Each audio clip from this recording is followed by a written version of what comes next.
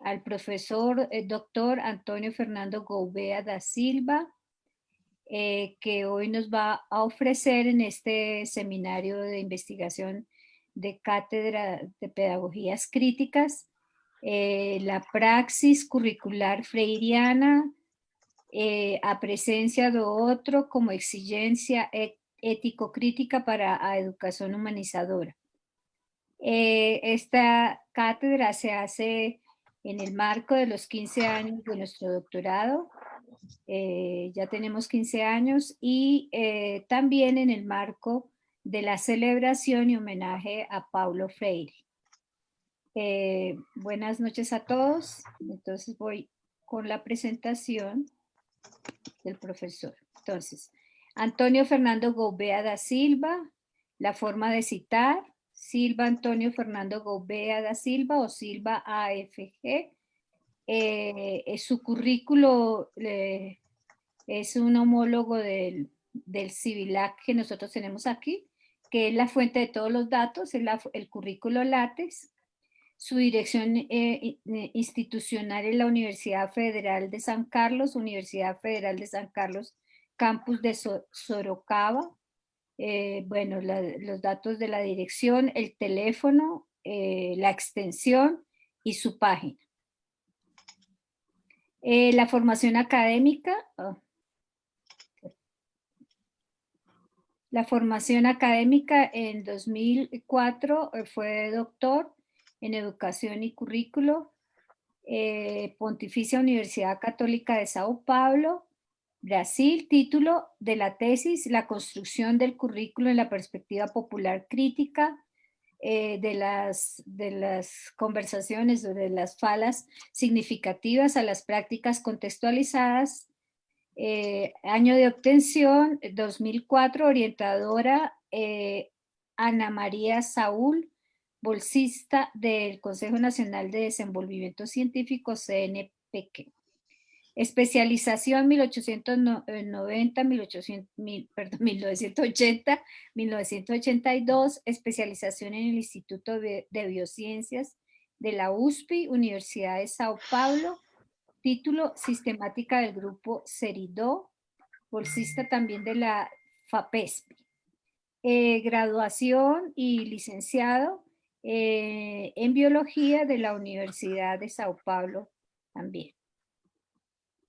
Vínculos institucionales, Universidad San Judas Tadeu, profesor adjunto, Universidad Federal de San Carlos, profesor adjunto de pregrado y posgrado, actual, desde 2006 actual, Pontificia Universidad Católica, colaborador, y Universidad Federal de Santa Catarina, miembro del equipo y trabaja como, creo, en el nivel de posgrado, en el doctorado.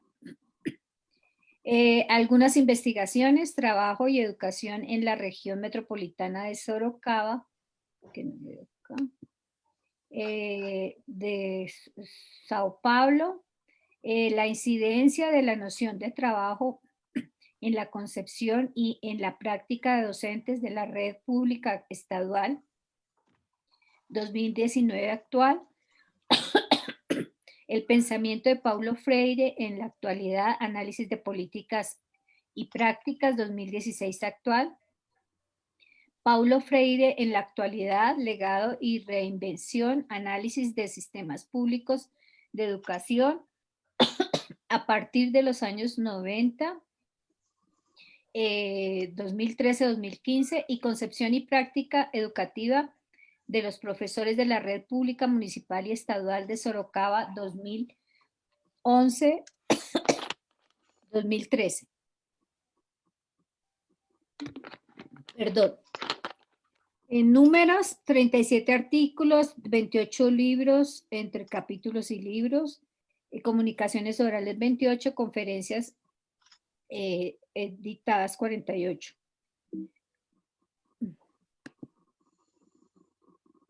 Jurado de 65 tesis de maestría y 27 cualificaciones, 38 en doctorado y 26 cualificaciones, 71 en pregrado y 10 de concursos públicos. Orientaciones, 12 de maestría, 5 de doctorado, 46 de pregrado, de iniciación científica 27, otras 13. Bueno, aquí. Algunos títulos de los trabajos. Trabajo de los artículos.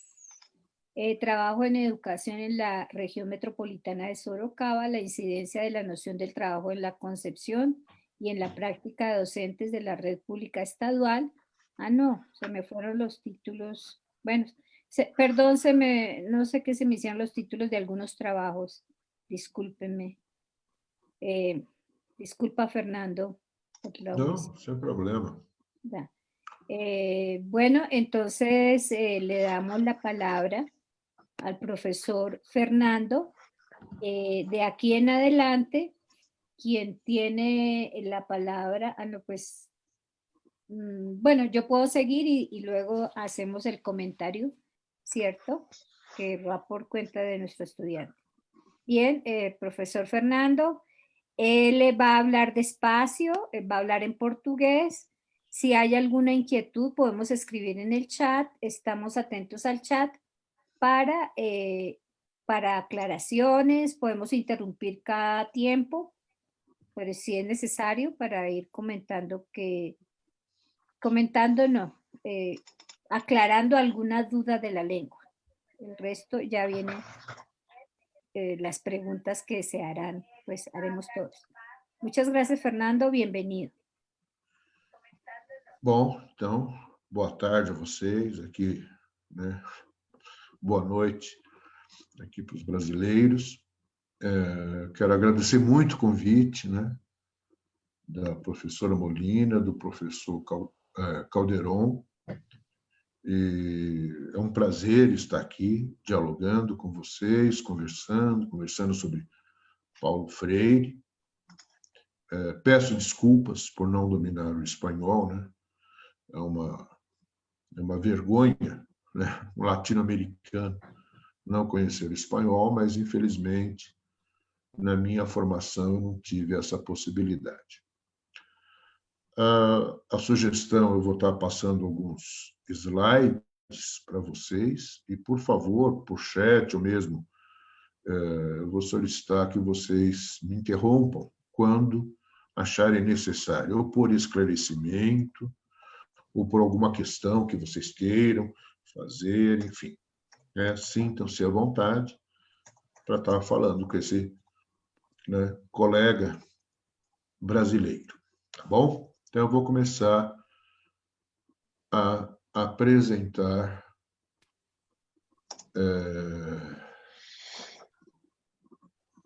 alguns slides que eu preparei aqui para a nossa conversa. Tá? Então, aí está um pouco o título do nosso diálogo de hoje.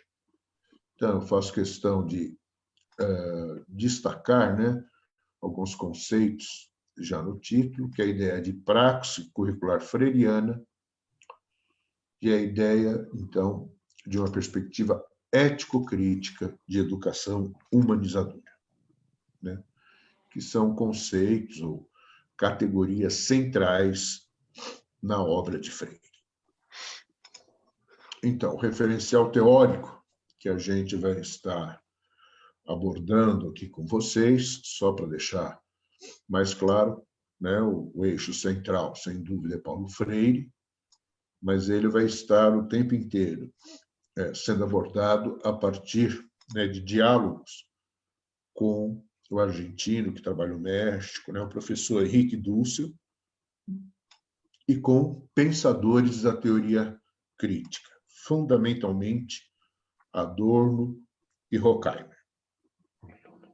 Sempre na perspectiva, né, que esses autores, de uma maneira mais explícita ou menos, podem ser lidos e compreendidos à luz do materialismo histórico dialético.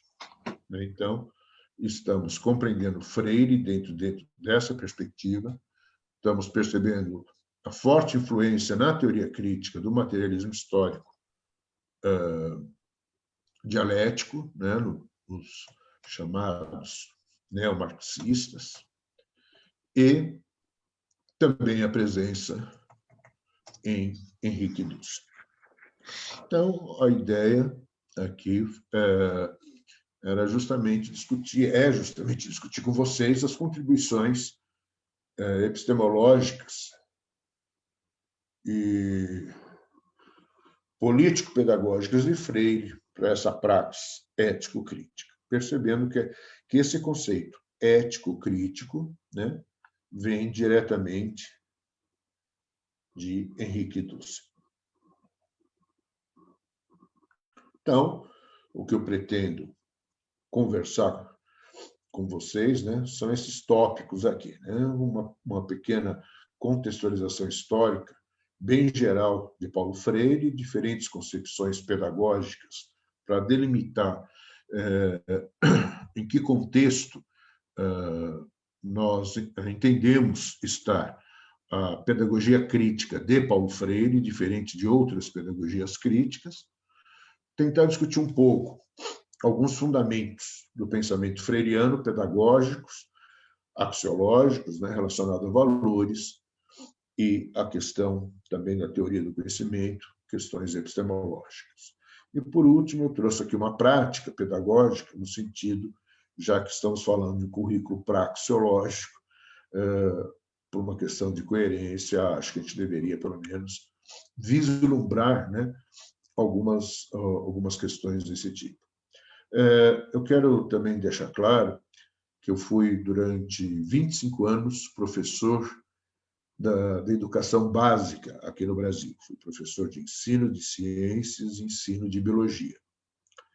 E foi justamente no período que Paulo Freire foi secretário municipal de educação da cidade de São Paulo, entre 1989 e 1992, que eu tive o prazer de trabalhar com ele, né, atuando num movimento de reorientação curricular que aconteceu na cidade de São Paulo, a partir da gestão do professor Paulo Freire frente à Secretaria Municipal de Educação, e, basicamente, o que eu vou estar apresentando aqui foi em decorrência dessa minha formação na implementação dessa política curricular que Freire desenvolveu em São Paulo, e depois, né, de várias assessorias, né, que eu prestei a municípios que pretendiam implementar movimentos de orientação curricular dentro da mesma perspectiva freiriana, essa educação popular crítica freiriana. Trabalhei durante, basicamente, de 93 até 2004, 2005, fazendo esse trabalho de assessoria a vários municípios, né, aqui no Brasil, e então um pouco dessa minha experiência, tanto como professor de ensino fundamental de educação básica, como prestando essas assessorias. E desde 2000, professor do ensino superior, que eu vou estar aqui tentando, né, conversar com vocês a minha perspectiva sobre a questão da pedagogia crítica freiriana. Bom, então, Paulo Freire, né, todos sabem, né, tem uma relação histórica, né, com movimentos sociais emancipatórios em vários países, né, não apenas, inclusive no Brasil, foi em função do seu exílio, foi onde ele menos atuou, quando houve um golpe militar em 64 aqui no Brasil, né, ele foi exilado, e aí ele atuou muito, principalmente em países da África. A pedagogia do oprimido, né, é uma das obras centrais e mais citadas em termos gerais no mundo, né? Inclusive no Reino Unido, ela é a terceira obra mais citada em trabalhos acadêmicos. Sempre esteve, né, defendendo uma educação onde a perspectiva ético-humanizadora é o seu eixo central. Algumas questões, alguns destaques, né, de sua obra, alguns conceitos centrais. Um deles é a educação, né, a compreensão. Ele já em 57, 58 do século passado já dizia que a educação não é um ato político, e ele vai construir toda a sua perspectiva pedagógica, né, tanto na sua fundamentação teórica como na questão metodológica, a partir dessa perspectiva. A educação como um ato político, a praxis, né, uma influência direta do materialismo histórico e dialético, a questão do diálogo, né, como uma exigência ontológica em Freire, a ideia de conscientização, que vai além da dimensão da consciência, mas tenta, né, trazer a dimensão praxeológica para o papel, para o objetivo, o papel da educação, a questão da ética e o compromisso com a transformação de uma realidade injusta. Isso eu já falei, e o último levantamento que eu participei, que foi lá em 2015, portanto, esse número aí já deve ser muito maior, que em pelo menos 3.000 teses e dissertações de mestrado aqui no Brasil, Freire é a referência mais importante. E hoje, né, hoje não, mas já a partir dos anos 70, mas principalmente a partir dos anos 90 e de 2000 para cá, ele acabou sendo uma referência a várias áreas, né? A área da educação, a área da saúde, outras áreas sociais, sociologia, por aí vai. Freire, aqui no Brasil, ele, então, é uma referência que perpassa áreas e cada dia a gente descobre uma área nova. Fonoaudiologia, formação de professores nessa área, ou mesmo a formação de profissionais nessa área, assistentes sociais, enfim, há toda uma influência da obra de Freire em todas essas áreas do conhecimento.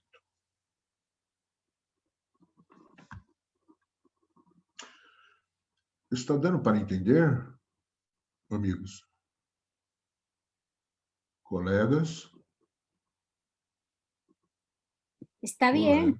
Sí, está bien. No hay preguntas aquí en el chat. Não, sim, mas está claro? Ya. Ou estou falando muito rápido, muito devagar? No, está bien. Então, tá bom. Tudo bem. Bom, então, estou começando aqui, então, tentando discutir um pouco esses fundamentos filosóficos e epistemológicos de suas práticas curriculares.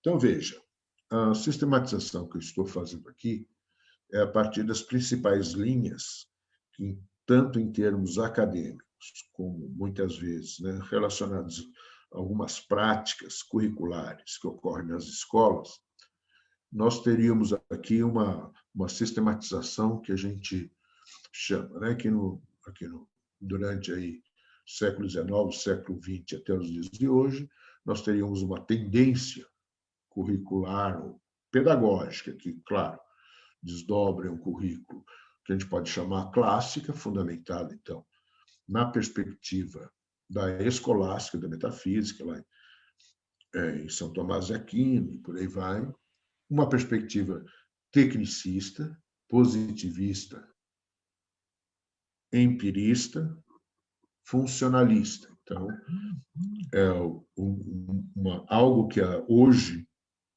é hegemônico, né? Hoje, já pelo menos uns 40, 50 anos, é hegemônico aqui na educação brasileira, principalmente na educação básica. Houve um movimento fundamentado no pensamento do pragmatismo de John Dewey, aqui no Brasil, que se chamou Escola Nova, né? Que era uma perspectiva liberal, também conservadora, liberal, mas que via o papel do aluno como sendo central no processo educativo.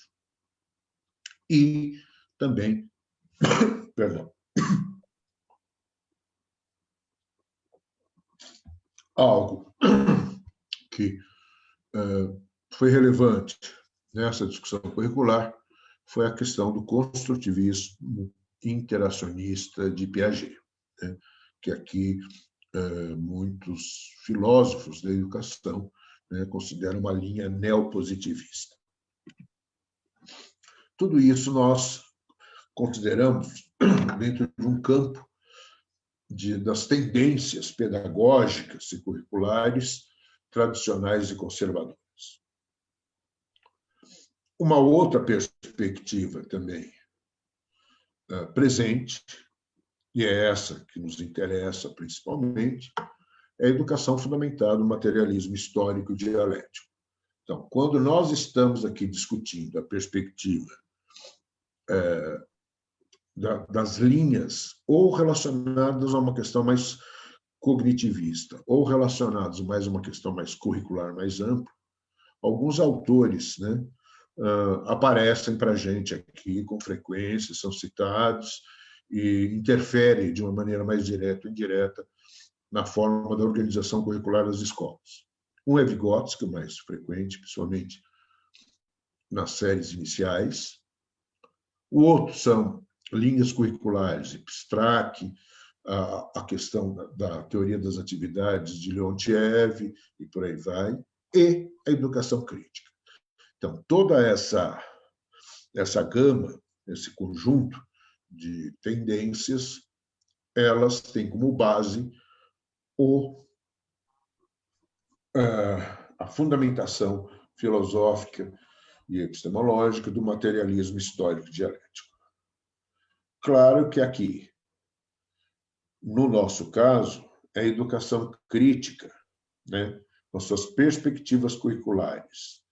Uma que aqui no Brasil é conhecida como histórico-crítica, que tem Demerval Saviani, desde os anos 80, como seu grande expoente, defensor, que aqui vou chamar de crítico-discursiva.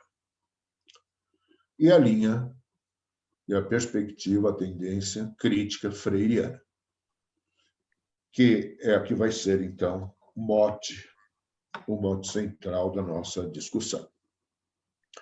Há também... Desculpem, eu estou aqui com um problema com...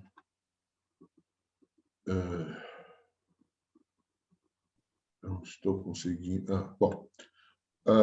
Há também, né, muito mais dentro do campo acadêmico, a partir dos anos 90 do século passado, a discussão dita pós-moderno, pós-crítica, né, que aparece aqui no Brasil no campo curricular, onde a ênfase está numa perspectiva mais subjetivista, onde não se defende a questão da autonomia, mas da heteronomia, vê a razão submetida a uma questão de poder, mas essa perspectiva sempre está num campo muito mais reflexivo, né, e de análises curriculares.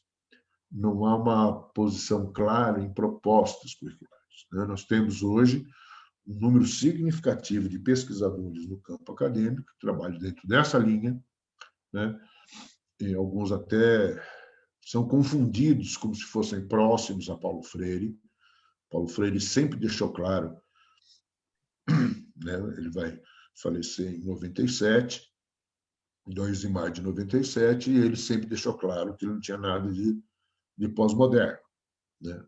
Várias entrevistas, e escreveu isso em livros. Então, eu estou tentando deixar claro, e percebendo que nosso destaque aqui vai ser essa educação crítica, e mais particularmente a questão freiriana. Então, eu vou fazer uma pequena diferenciação das duas perspectivas de educação crítica, que é o nosso recorte aqui para o nosso diálogo. Então, essa que eu estou chamando de crítica discursiva, que aqui no Brasil é conhecida como tendência histórico-crítica, ela tem fundamentalmente seu pensamento trazido a partir das contribuições de Marx e de Gramsci, de Antônio Gramsci. E a linha da teoria crítica, ou da pedagogia crítica, perdão, freiriana, que eu chamo aqui de currículo ético crítico, ela tem principalmente, né, e de uma maneira explícita, também Marx, a partir de uma leitura diferente daquela leitura que a linha crítico-discursiva faz, Goldman, Gramsci, eu estou chamando aqui Gramsci 2 e Gramsci 1, porque a leitura dos freirianos e de Freire sobre Gramsci, quer dizer, ele nunca citou Gramsci explicitamente, embora tenha mencionado em várias palestras, né, a leitura e o entusiasmo pela obra de Gramsci, mas a leitura de Gramsci que a linha freiriana faz é diferente da leitura que a linha histórico-crítico, crítico-discursiva faz. Outros marxistas, né, se a gente pega, por exemplo, na obra Pedagogia do Oprimido, além de Marx, Che Guevara, Mao Tse-tung, vários autores, né, Lukács, vários autores marxistas, neomarxistas são citados. E também a influência também dos neomarxistas da escola de Frankfurt, né?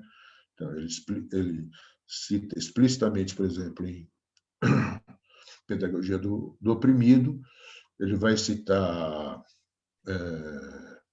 Erich Fromm, né, com a questão do medo da liberdade, ele vai citar Marcuse, Adorno, enfim, vários autores. E como essas linhas, então, atuam ou desenvolvem suas práticas curriculares, quer dizer, o que elas procuram priorizar, enfatizar em suas práticas. Então, não consigo tirar isso daqui. A linha crítico-discursiva histórico-crítica enfatiza conhecimentos científicos críticos, que são selecionados a priori pelo educador. Então, o educador faz uma leitura crítica fundamentada no materialismo histórico dialético da realidade, né?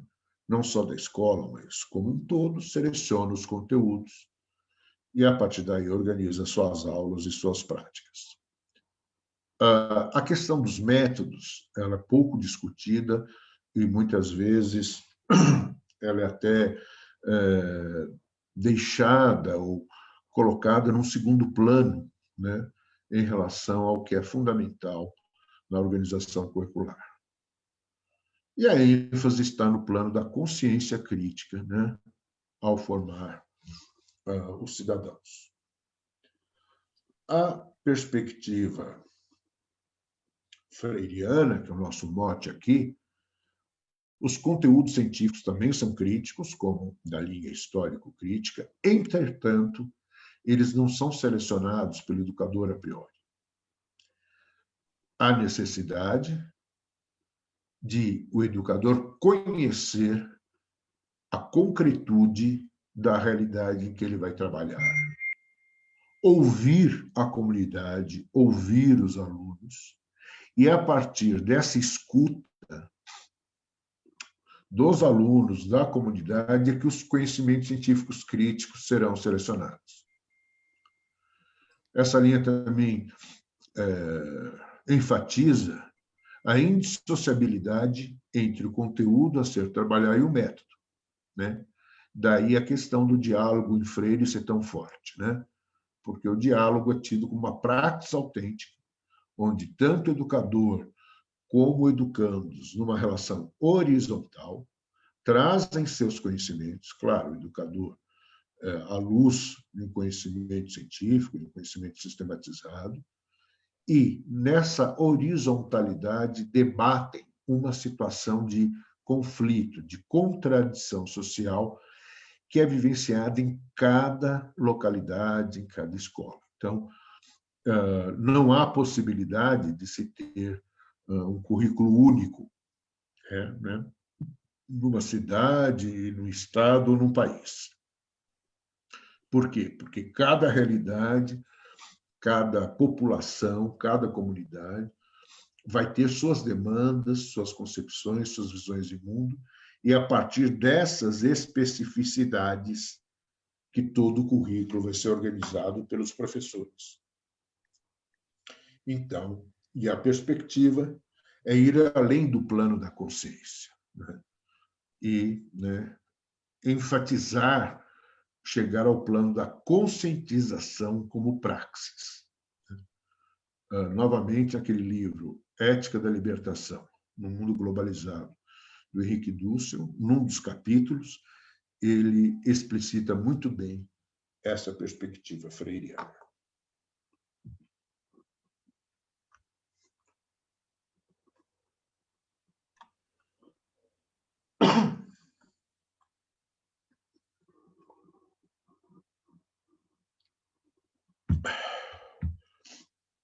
Então, eu trouxe aqui uma citação de Paulo Freire só para dar materialidade a isso que a gente está comentando, né? Essa é uma de suas últimas obras, é a pedagogia é a última obra, perdão, que é a Pedagogia da Autonomia.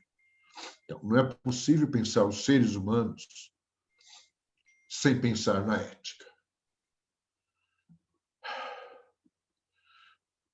Se respeitamos, né, os seres humanos, o processo de ensino, né, de ensino-aprendizagem, dos conteúdos a serem trabalhados, tem que ter esse compromisso, né, na formação moral. E educar é formar, né? Ao mesmo tempo, nós vemos que Dussel, Henrique Dussel, nessa obra que eu citei há pouco, né, na Ética da Libertação, ele deixa clara a concepção de ética que ele vê, né? Então, a ética é uma construção humana, coletiva, em busca de transformar a realidade, em busca de autonomia e da superação das necessidades fundamentais para a vida, que ele vai destacar numa tese, né, que é a 11ª tese, que ele vai destacar nesse livro, né, da perspectiva ético-crítica, ou seja, que sejam as necessidades fundamentais para a produção, a reprodução e o desenvolvimento da vida humana. Então, quer dizer, essa articulação entre uma educação comprometida com a produção, reprodução e desenvolvimento da vida humana, com a ética freiriana, né, elas basicamente, vamos dizer assim, uma corrobora com a outra.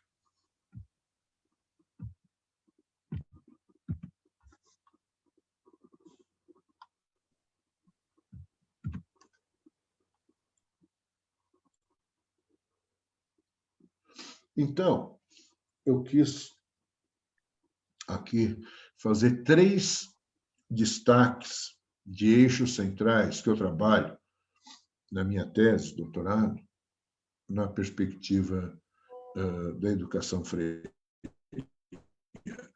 A questão da ética, da criticidade do diálogo. O diálogo entendido como praxis autêntica.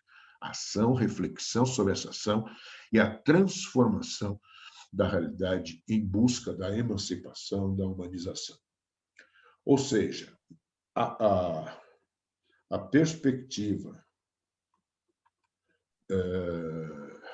de praxis curricular ético-crítica freiriana, ela envolve sujeitos, contextos e processos epistemológicos, né? O diálogo como, vamos dizer assim, uma tríade, né, que fundamenta o fazer, a construção de programações e a prática em sala de aula. Desculpem, eu estou com um pouco de dificuldade com esse visor aqui. Eu normalmente uso o Meet e não uso.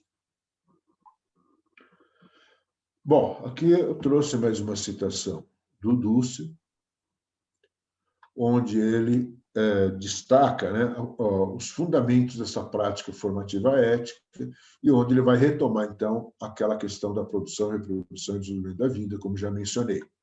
Então, até por uma questão de tempo, eu vou para o próximo slide.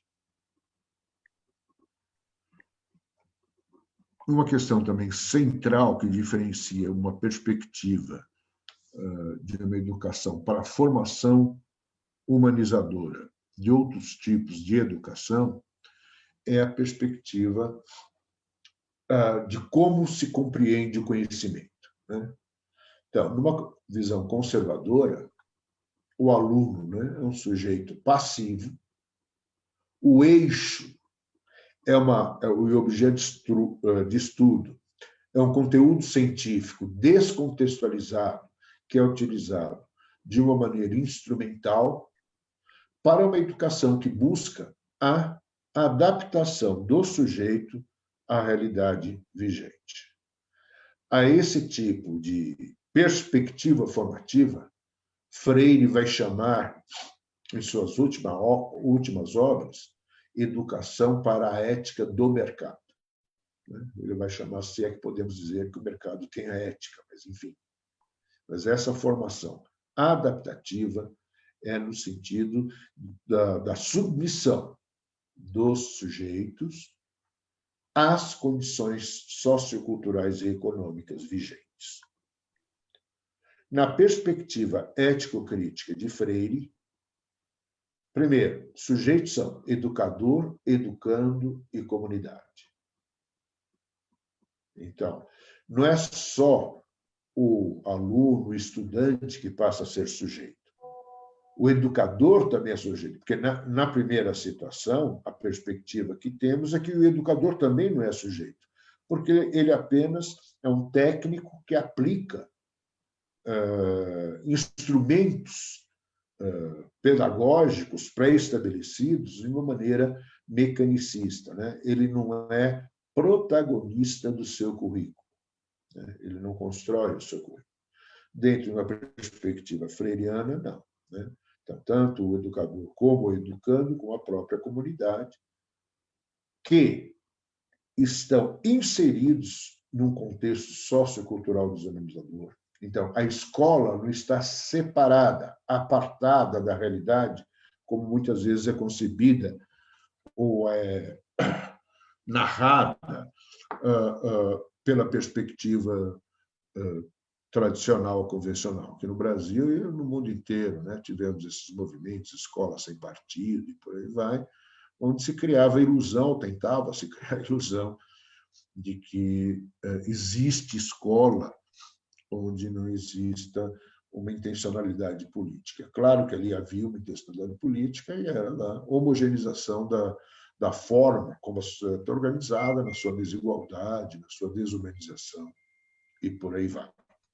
Então, no contexto freiriano, sujeitos, educadores, educandos, comunidades estão dentro desse contexto, não podem estar dissociados. E o conhecimento científico, diferente daquele que é o ponto de chegada numa educação conservadora, ele aqui é um meio para analisarmos as injustiças sociais vivenciadas na concretude da vida daquelas pessoas. Com o objetivo do quê? De transformar aquela realidade desumana, de tornar aquela realidade mais digna, mais justa, né, e mais igualitária. Então, aqui a demanda ético-crítica para a humanização. É o que essa demanda ético-crítica para a humanização é o que Paulo Freire vai chamar de tema gerador, que depois nós vamos tentar também fazer alguns destaques. Professora Molina, professor Calderon, estamos todos aqui, passando bem, vivos. Estamos bem, estamos compreendendo.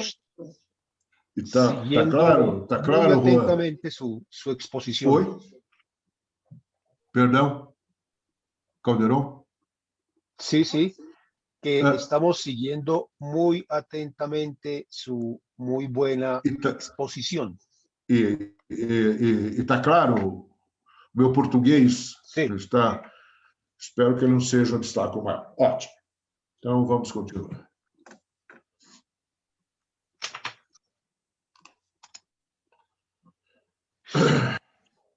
Então, eu trouxe aqui um pequeno trecho, agora, já da Pedagogia do Oprimido, dessa dessa edição aqui de 92, onde Freire chama a atenção que a praxis é intrínseca à construção do ser humano.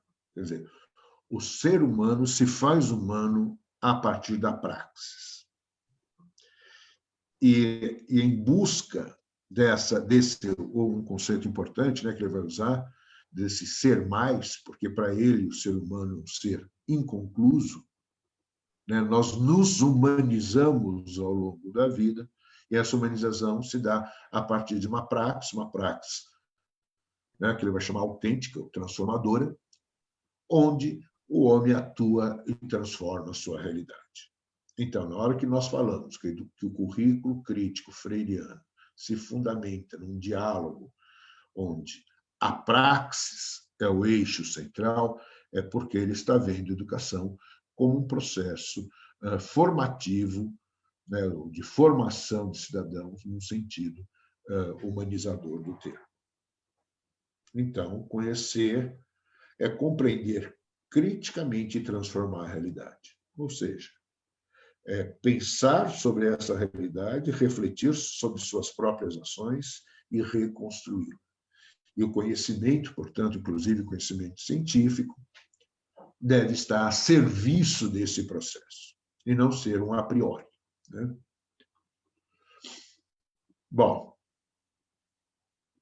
uma questão muito comum também, que alguns confundem Freire, é falar que o professor é o mediador no processo educativo, no processo de ensino-aprendizagem. Não.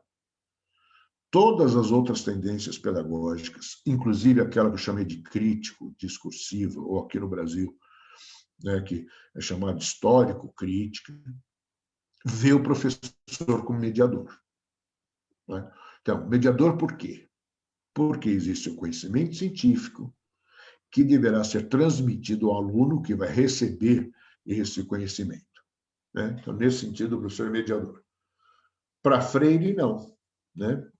Como o diálogo é sua referência, quem faz a mediação, quem medeia o processo, é a realidade, são as contradições sociais vivenciadas.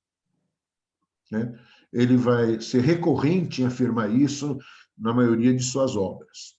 Quer dizer, o que é que nós temos? Nós temos uma comunidade, sujeitos educandos, nós temos sujeitos educadores, numa relação horizontal,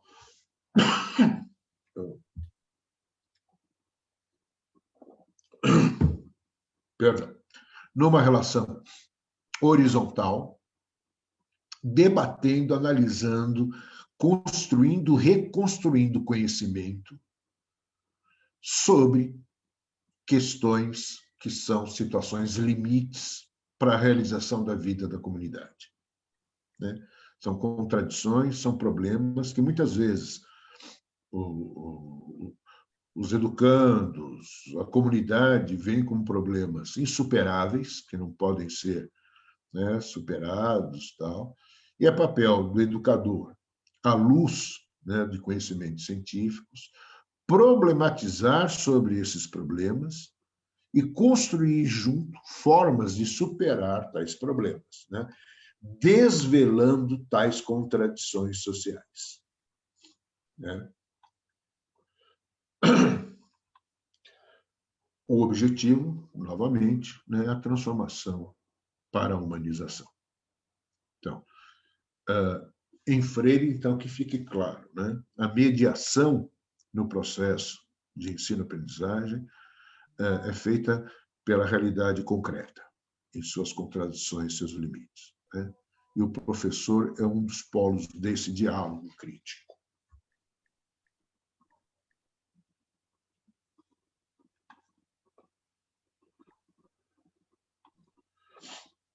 Eu aqui também trouxe um pedacinho do Pedagogia do Oprimido, só para deixar claro, explicitar a perspectiva do que é realidade concreta para Freire.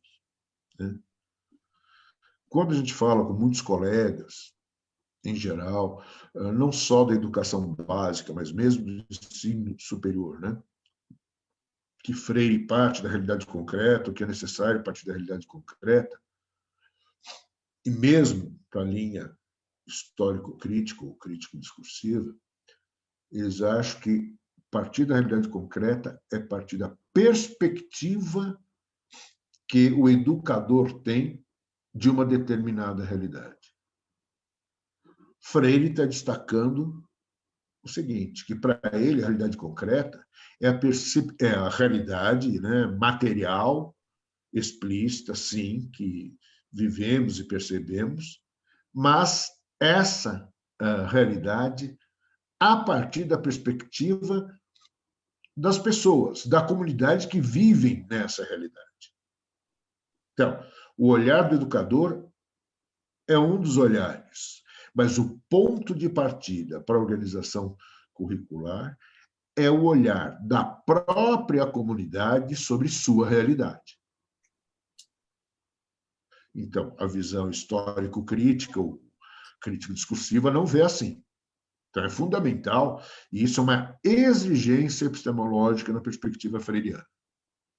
Ou seja, partir da visão de mundo, das concepções, da leitura que uma determinada comunidade faz, que os educandos fazem, de sua própria realidade. É aí que nós vamos ver os limites explicativos, as contradições e o ponto de partida para desenvolver diálogos problematizadores no sentido de superar visões de mundo que são obstáculos ao processo de humanização.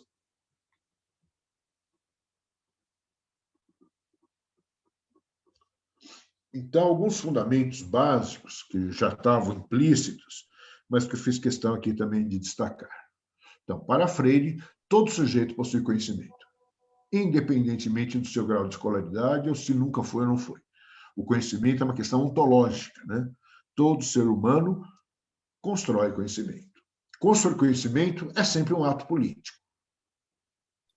Implica na construção e reconstrução de sentidos e significados. O diálogo é uma exigência ética para se construir o conhecimento que esteja comprometido com a humanização. Então, o diálogo para a humanização envolve investigação sobre essas contradições, portanto, uma pesquisa qualitativa, e nesse sentido, eu quero destacar aqui, fazer uma lembrança, alguém que foi muito importante nessa perspectiva da minha formação em relação à pesquisa participante. Foi o sociólogo colombiano Fausto Borda, né? Orlando Fausto Borda. Ele, lá no início dos anos 80, para ser mais objetivo, em 81, eu li um texto dele que ele publica num livro aqui no Brasil, chama Pesquisa Participante, que tem um texto dele, tem um capítulo do Paulo Freire e de outros autores, onde ele vai discutir a epistemologia do militante ou da pesquisa participante, né? A teoria do conhecimento. Isso foi muito importante para a minha formação. Se não me engano, ele faleceu em 2008, 2009, por aí, né? E eu não acompanhei mais, mas nos anos 80 ele foi uma questão central nessa questão de como realizar pesquisa, qual o compromisso que deve ser a pesquisa e por aí vai. Esse diálogo envolve, além dessa escuta, né, e caracterização de limites, de posições fatalistas, problematizar tais visões, né? Então, o primeiro movimento é problematizar, e problematizar significa provocar, levar ao extremo, ao limite, as visões de mundo no sentido de, numa perspectiva mais cognitivista, seria um desequilíbrio nas certezas, nos paradigmas, nas visões de mundo, né? Para, então, propiciar, né, um acesso crítico e dirigido a um conhecimento sistematizado que me permite construir uma nova perspectiva para aquela situação vivenciada. Eu tenho que arrastar isso. E, portanto, aí vem o plano de ação, né? Buscar formas de atuar criticamente na realidade à luz do que foi construído nos momentos anteriores do diálogo.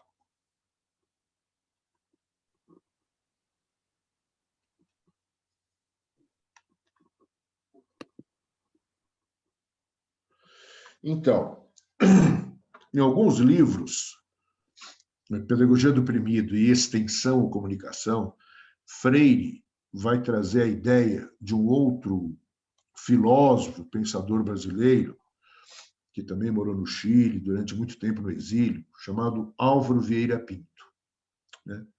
Que vai trazer essa concepção de ciclo gnosiológico do diálogo. Então, é uma síntese, né? Então, primeiro vou trazer a fala do oprimido, que traz denúncias de situação de negação da vida, né, de sofrimento humano, que serão problematizadas em busca de um acesso ao conhecimento crítico, no sentido de atingir um plano da consciência reflexiva, de reinterpretar a sua realidade, para ir para um plano de ação, que ele vai chamar de anúncio. Então, a metodologia freiriana, fundamentada no materialismo dialético, ela sempre vai partir da denúncia de uma situação desumanizante e o anúncio da possibilidade de sua superação. Entre essa denúncia e anúncio, que o conhecimento científico, conhecimento sistematizado universalmente, independentemente de sua origem, né? Há conhecimentos sistematizados muito relevantes que não fazem parte da ciência eurocêntrica, né? Serão, então, a base, né, de você reconstruir uma interpretação de mundo para ir realizar esse anúncio, né, que é a transformação da realidade. Ele, em todos os seus livros, fala, vamos partir sempre da denúncia para o anúncio. Então, essa é a dialogicidade freiriana, que, em síntese, podemos dizer, então, que é um diálogo como praxis, que vai da denúncia, do desvelamento do real, ao anúncio, que é a busca do que ele chama do inédito viável. Inédito viável é a recriação da realidade. Inédito, que antes eu não percebia como possível, porque tinha uma visão fatalista, e a partir de todo esse processo educacional dialógico, a partir da busca de conhecimentos acumulados que nos permitam reinterpretar esse real, podemos agora tornar viável processos de justiça social, processos humanizadores.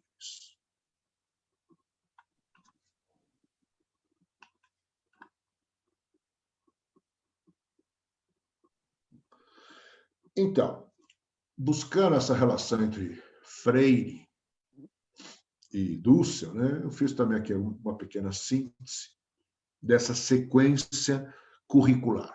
O ponto de partida sempre é ouvir a voz do outro, né? Sua situação de sofrimento, sua situação de opressão, que para ele, evidentemente, é vista de maneira fatalista, enfim, né? Ele não se percebe vítima, né? Ele muitas vezes se percebe merecedor daquele sofrimento.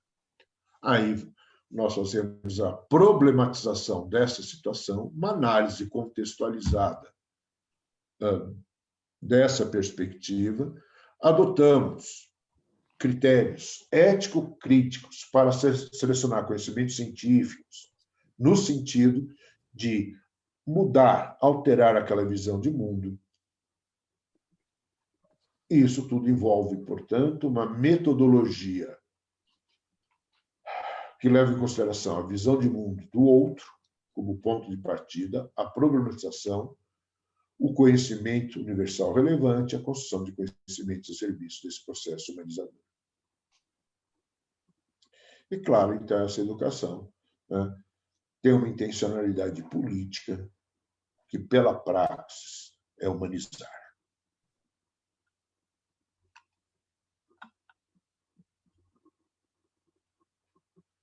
Então, veja, já em termos curriculares, de uma maneira mais explícita, né? Enquanto que tendências pedagógicas, que muitas vezes falam que usam temáticas, né? Inclusive a linha histórico-crítica, dentro das educações críticas, elas partem de temáticas no seu sentido genérico, como saúde, trabalho, transporte, saneamento.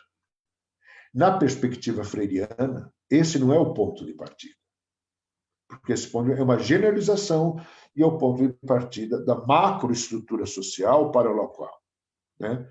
Essa é a perspectiva dessas propostas educacionais ou dessas pedagogias também ditas críticas. Na perspectiva crítica freiriana, não é da saúde que se parte, mas é da doença. Não é do trabalho, mas do desemprego. Não é do transporte, mas da falta dele. E não é do saneamento, mas sim do esgoto a céu aberto. Aquilo que é concreto naquela comunidade específica em que a escola está trabalhando. Então, o problema é a contradição existente na hora que, como as pessoas compreendem, concebem esses problemas, portanto, que se caracteriza o limite explicativo. Então, por exemplo, é uma doença entendida como fatalidade. É um desemprego explicado porque não tem escolaridade, hoje usa um termo, não tem empregabilidade, né? Como se o desempregado fosse culpado pela forma como está estruturada a sociedade, né, no modelo capitalista, onde o desemprego é fundamental para manter a desigualdade social, né, para se manter sempre um salário baixo e por aí vai. A falta de transporte, que muitas vezes é encarada, muitas comunidades têm um ônibus por dia, e acho que pelo menos tem um ônibus por dia, poderia ser pior e por aí vai. E a questão do esgoto a céu aberto, que muitas vezes é naturalizado, né? Fazer o quê? É assim mesmo. Então, quando nós falamos em tema gerador, em Freire, nós estamos falando desse problema compreendido com esse limite explicativo. E esse é o ponto de partida para a construção do currículo, e não aquelas temáticas gerais, mas esse é o tema gerador. É o problema e como ele é explicado por aquela comunidade.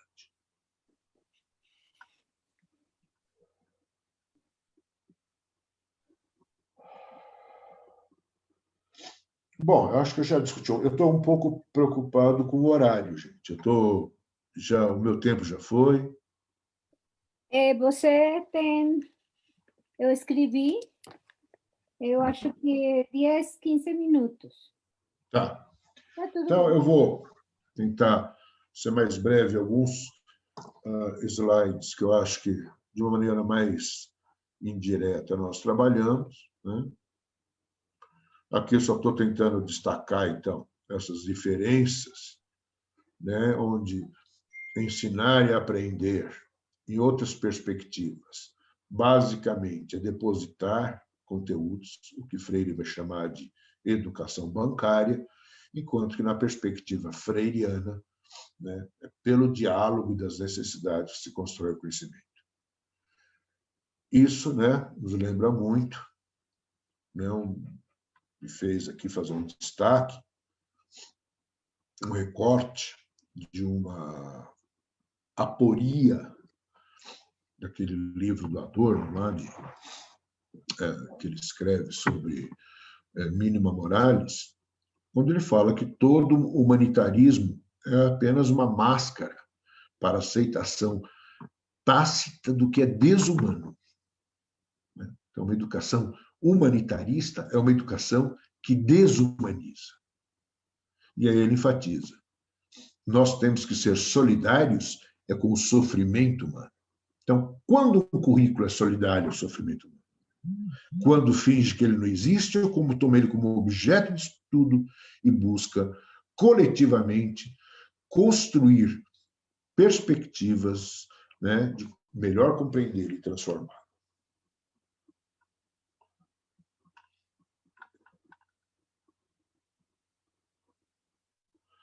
Aqui eu vou também dar um destaque, isso aqui está no capítulo 3 da Pedagogia do Oprimido, que, vamos dizer assim, é o eixo programático, né, a obra e, no capítulo, né, e nesse capítulo que Freire mais explicita. Então, ele vai caracterizar 4 momentos do processo de organização curricular a partir de temas geradores, né, a partir dessa pesquisa. Então, você faz esse levantamento inicial da realidade, você caracteriza esses temas, você faz um diálogo, que ele vai chamar de codificador-descodificador do real, né, de interpretação dessa realidade, no sentido de desvelar a origem das contradições. Você vai fazer um processo de redução temática, que ele chama lá, né, nesse capítulo 3, que basicamente então, é essa visita crítica e ética ao conhecimento científico, ao conhecimento sistematizado, em busca de respostas que nos leve a compreender e atuar de uma maneira diferente naquelas situações de injustiça social vivenciadas. E isso tudo, né, o fim desse capítulo, onde ele vai trazer, então, o diálogo em um processo que ele vai chamar de círculo de cultura, né? E não círculo de investigação temática. O círculo de investigação temática é lá no primeiro momento, que no caso é o círculo de cultura, onde são enfatizadas, então, essas situações limites. No sentido do currículo, propriamente dito, tanto naquele que foi desenvolvido em São Paulo, na época que o Paulo Freire foi secretário de Sua Educação, que eu tive, né, a felicidade de acompanhar, como de todos os outros 15 municípios que acompanhei pelo Brasil, que optaram por desenvolver esses movimentos, né, de construção de currículos a partir da pedagogia crítica freiriana.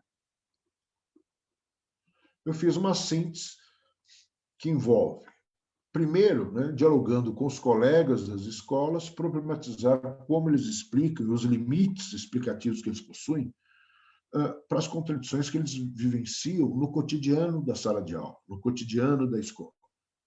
A partir daí, desencadear, né, uma pesquisa participante que envolva todos os sujeitos, né, professores, alunos, funcionários, pais, e por aí vai, mães, todos.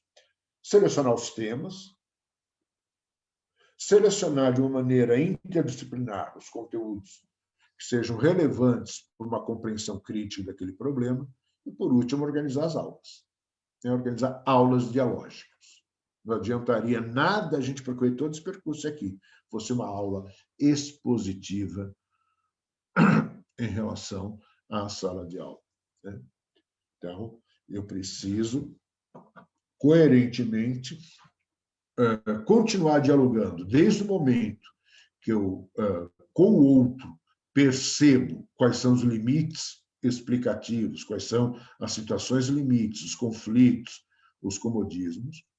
Eu preciso, coletivamente, dialogar sobre quais são os conhecimentos sistematizados, pertinentes, a serem abordados a partir dos temas geradores. E eu preciso, em sala de aula, dialogar com os educandos, né? Desenvolver um processo que permita esse diálogo. Caso contrário, né? Se o diálogo não perpassar todo o processo de organização curricular, eu estou caindo em contradição. A partir daí, então, se articulam ações, né, muitas vezes com movimentos sociais, no sentido de transformação dessa realidade. E, claro, esse processo, né, exige uma avaliação constante, porque a cada vez que esse ciclo se fecha, nós aprendemos mais e percebemos também nosso limite, né? Quer dizer, todo esse processo é um processo que Paulo Freire também vai chamar não só de construção curricular, mas um processo de formação permanente dos educadores, né? E ele, assim como cada um deles envolve a praxis, ele, como uma totalidade, também é uma praxis. Que, em síntese, é partir, então, do problema em busca dessa praxis transformadora.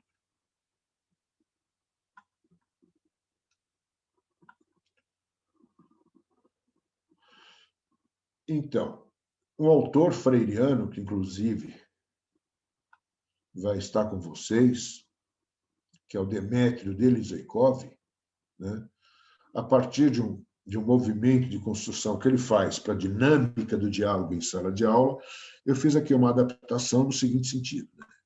Quer dizer, em sala de aula, o diálogo vai partir, né, daquela visão fragmentada de realidade, que são aquelas situações limites que é o tema gerador, que vai ser problematizado e com auxílio do conhecimento universal sistematizado, entendido como algo que faz parte de uma totalização maior, que existe, então, uma compreensão crítica e um aprofundamento teórico para eu reinterpretar aquela realidade local. Após essa reinterpretação, é a transformação na ação que ocorre. Então, toda essa dinâmica dialética e dialógica precisa ser vivenciada na cotidianidade da sala de aula. E aí eu trouxe aqui um exemplo, né, de uma atividade para a sala de aula, mas, pelo que eu percebi aqui, meu tempo já foi, eu acho que eu vou deixá-la de lado da discussão, só para não tomar tanto tempo para vocês. Ela foi uma discussão que eu acompanhei com algumas colegas, professoras do ensino fundamental, e como nós tentamos construir uma prática dialógica a partir de um problema vivenciado pela comunidade com ligações elétricas. Mas acho que eu já estourei o tempo, né? Então, só vou aqui já sintetizando, colocar para vocês, então, esse diálogo, que é onde eu busquei essa relação entre Freire e Dussel, né? Então, a escuta do outro como ponto de partida para o diálogo, e aí, de Dussel, eu estou tirando essa questão, né? Quer dizer que a voz do outro tem que ser compreendida como a expressão de um pensamento, como a revelação de alguém que olha o mundo a partir de uma outra perspectiva, um outro olhar, e a denúncia de situações de negação da vida e de sofrimento humano. É a partir daí que eu posso, então, saber escutar, saber compreender e saber servir. E no campo educacional, esse saber servir é organizar uma praxe curricular crítica na perspectiva freiriana. Assim entendemos. Aqui eu só estou destacando algumas compreensões equivocadas da pedagogia crítica freiriana, né? Primeiro, alguns que tiram a fala de contexto. Aqui no Brasil é muito comum tirarem frases de Paulo Freire, né, do contexto e terem uma visão piegas, uma visão superficial de sua obra. Isso é recorrente, né? Paulo Freire não é hegemônico na academia brasileira, muito pelo contrário, né? A linha que eu estou chamando aqui, crítico-discursiva, histórico-crítica, ela é hegemônica. Depois eu tenho os pós-modernos e os freirianos, né? É um número menor entre os pesquisadores na academia e nas escolas também, claro, temos muita dificuldade. Na maioria das vezes, a gente percebe que Paulo Freire é muito mais respeitado em outros países do que aqui no Brasil. Mas, então, quais são alguns limites na compreensão da obra de Freire? Um deles é tentar ocultar que a educação, né, tem sempre uma intencionalidade política. E tenta fazer isso com o próprio Freire, que defendeu isso há tanto tempo atrás. Outra coisa é falar que Paulo Freire tem métodos, no sentido de técnicas. Não, ele tem metodologias ou métodos filosóficos, né, fundamentados no materialismo histórico dialético. Não é um conjunto de meia dúzia de receitas. Então, falar em método Paulo Freire, aqui é só se você falar método filosófico. Eu prefiro falar metodologia freiriana. E aí, claro, posso ter infinitos métodos no sentido de implementar tal metodologia. Outra dificuldade que a gente percebe muitas vezes é usar o diálogo como técnica, né? e não como perspectiva ontológica de formação. Então, faz do diálogo apenas uma tática ou uma didática, cujo grande objetivo é apenas facilitar uma aprendizagem de conhecimentos prévios que não tem o menor sentido e significado para os alunos, né? Então, fico nessa perspectiva de achar que o diálogo é uma técnica que pode ser aplicada.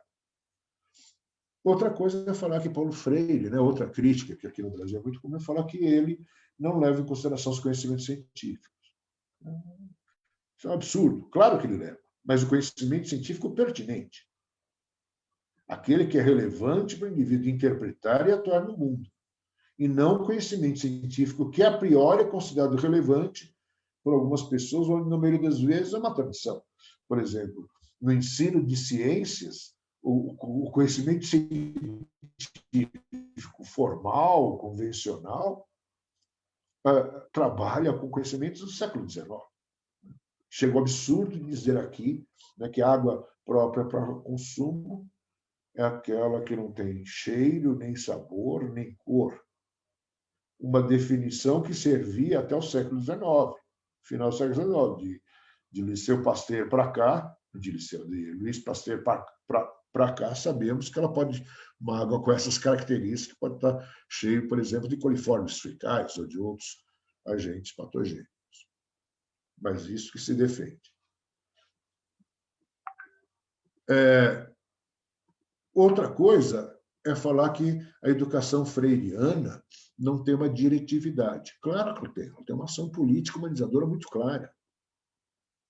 Não é um laissez-faire, não é qualquer coisa. Ela exige um planejamento constante. Quer dizer, eu faço a pesquisa, ouço os alunos, ouço a comunidade, sento com meus pares, planejo as minhas aulas, né? E claro que a cada ano eu vou ter que replanejar as aulas, porque as pessoas são outras, a realidade é outra e por aí vai. E, portanto, ela tem uma intencionalidade. Outra coisa, outra dificuldade, é achar que ela só tem uma perspectiva motivacional. Não se trata de eu motivar o aluno a estudar algo que não lhe diz respeito, que não faz sentido e significado. Mas muitas vezes isso é dito. Outra crítica, que algumas vezes foram feitas, agora diminuiu um pouco, é falar que ela tem uma proximidade com a visão de escola nova, ou do pragmatismo de John Dewey, algumas vezes com a fenomenologia, né? ou que tem uma filiação liberal. Ao contrário, Freire é explícito em relação a isso. Ele fala: minha educação tem como meta a superação do modelo capitalista, né? Não é só apenas uma contradição do cotidiano. E esquecer que a proposta freiriana não é uma proposta eurocêntrica, né? Dulce vai trabalhar muito bem com isso. Portanto, ela não é humanista, ela é uma proposta humanizadora. Humanista é uma a priori, é uma perspectiva idealista. Freire está defendendo uma educação que leve uma formação em busca de um ser mais, e esse processo humanizador ele vai sendo construído ao longo de toda a nossa vida. E aqui é só uma última citação de Freire, né, onde ele destaca aquela ideia de que a educação que precisamos, né, é essa educação, que, em síntese, né, é um diálogo entre denúncia e anúncio. E anúncio. Denúncia das situações de desumanização e a busca de um anúncio que seja a superação e que todos tenham direito, né, a uma vida digna, ética e com justiça sociocultural, econômica e material. Obrigado, gente. É um pouco isso aí. Desculpe se eu me alonguei. Estou à disposição de vocês. Gracias, profesor Fernando. Entonces, le damos la palabra. Si quieres dejar de compartir, Fernando. Está bien. Parei. Ya, sí, está bien. Ótimo. Está bien. Vamos entonces a darle la palabra a Bernardo. Perdón, para hacer el comentario. ¿Eres quién? Andrés Mauricio. Andrés Mauricio, gracias, perdón. Entonces, Andrés Ok. Mauricio, tienes Sí, la palabra, unos 10 minutos, ¿sí? No. tal vez apenas tengo acá unas anotaciones que hice. Muchas gracias, profesor Fernando, nuevamente. Muy muy ilustrativo sus diapositivas. Me pareció que fue bastante creativo en la manera como presentó toda la información. Bueno, mi comentario es el siguiente. En mi opinión, en Colombia y bueno, también en la mayoría de países latinoamericanos, desde el mismo diseño de políticas educativas se está fomentando la aceptación de unos contenidos y metodologías que son importadas. Y digo desde el mismo diseño porque el diseño curricular ha sido históricamente vertical. Es decir, no se ha contado con la participación de los directamente involucrados, es decir, los docentes, los coordinadores, todas las personas que están allí en la práctica pedagógica todos los días. Y si no se tienen en cuenta estos que son las personas directamente involucradas en la educación, sino que se toma un modelo y se importa un modelo de otro lado, que históricamente han sido modelos europeos, y simplemente se copian y se instalan aquí. Desde el mismo diseño de esas políticas, desde el mismo diseño curricular, se está fomentando que la gente, que los docentes, en este caso, simplemente tomen esos modelos o esos diseños curriculares y simplemente no cuestionen nada, simplemente se está fomentando una cultura de aceptación desde el mismo diseño curricular.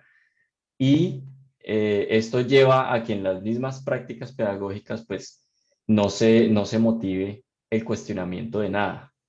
Los contenidos nunca incluyen, o cuando, digamos, un docente se sale de lo común e incluye algo que demuestre una injusticia social, como lo que sucedió hace poco acá en Colombia, donde una docente caleña de ciencias sociales abordó el tema de los falsos positivos.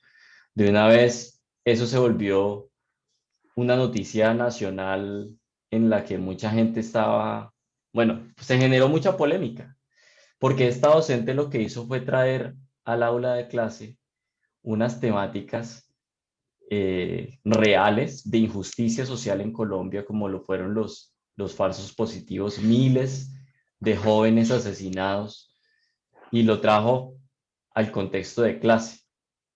Entonces, cuando alguien se sale de esa zona de confort y trata de mostrar la injusticia social para generar unos diálogos, un cuestionamiento de la injusticia desde el salón de clase, entonces esa persona a veces es señalada, o ese docente a veces es señalado, pero eso es lo que estamos llamados nosotros a hacer. Entonces, este tipo de pedagogía crítica a veces eh, como que no es bien visto, o incomoda, más bien es la palabra. Incomoda porque la gente está enseñada a aceptar la injusticia. Incomoda porque, y me llama la atención, me llamó mucho la atención una diapositiva en la que usted, profe, mostraba en la problemática de salud, de laboral y de transporte y todo eso, y la gente sencillamente aceptaba y daba una explicación a eso. Entonces decía que por lo menos existía transporte, que, bueno, no recuerdo exactamente el contenido de esa diapositiva, pero me llamó mucho la atención, porque esa es la cultura que se ha querido instalar, la de aceptar la injusticia, aceptar lo que no está bien, en lugar de cuestionarlo y en lugar de mirar cómo salimos de eso, que es el fin último de estas pedagogías críticas humanizadoras y liberadoras, que también se toman desde un contexto latinoamericano, propiamente. Me llamó la atención una frase que vi en una diapositiva que decía superación de la situación de sufrimiento humano. El ser humano se hace un ser de la praxis, un ser que transforma su realidad, un ser que decide. Y esta última palabra, un ser que decide, me parece muy, muy importante. Porque finalmente, aunque somos seres pensantes, no se nos enseña a decidir, se nos enseña simplemente a seguir instrucciones, ¿sí? Finalmente, cuando yo reflexiono mi realidad y tomo una decisión que a veces va en contra de la corriente, eso en realidad sí es decidir. Pero pues históricamente la educación en Latinoamérica ha sido diseñada es para seguir instrucciones. Entonces, pues ese era mi comentario, profesor. Muchas gracias. Andrés, muchas Eu que gracias. agradeço, eu que agradeço. Obrigado, Andrés. Obrigado. Vamos entonces a dar la palabra a los participantes del seminario y un tiempo para el profesor que haya alguna reacción. O al final tenemos ya del público varias preguntas también. Entonces, empecemos pues por las preguntas de los participantes del seminario.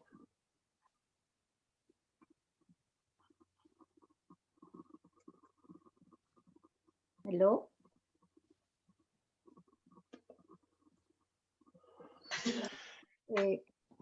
Entonces pidió la palabra Fernando y luego creo que Carlos la bajó, pero la subió, pero luego la bajó. No sé si pidió la palabra Carlos Cuellar.